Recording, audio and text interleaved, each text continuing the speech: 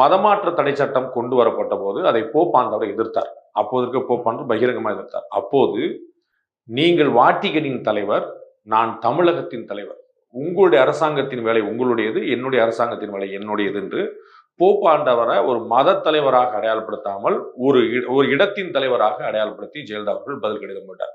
அயோத்தியில ராமர் கோயில் கட்டுறதற்கு கரசேவைக்கு செங்கல் அனுப்பினார். இது மாதிரி நிறைய விஷயம், மதமாற்ற தடை சட்டம் கொண்டுதான் நிறைய விஷயங்கள் செஞ்சார்.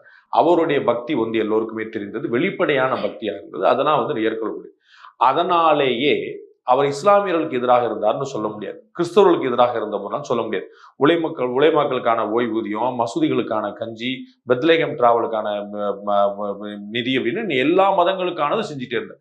இந்து மதங்களுக்கும் செஞ்சார். இந்து மதம் பத்ரிநாத், கேதார்நாத், முக்திநாத் போறவங்களுக்கும் கொடுத்தார், இஸ்லாமியர்களுக்கும் கொடுத்தார், கிறிஸ்தவர்களுக்கும் கொடுத்தார், ஹஜ் யாத்திரைக்கு சப்போர்ட் பண்ணார். ஸோ எல்லாருக்குமே இருந்தார். அவர் ஒரு ஹிந்து லீடர் அப்படிங்கிறனாலேயே ஹிந்து வெறி பிடித்தவர்னு நாம கற்பனை பண்ணிக்க கூடாது.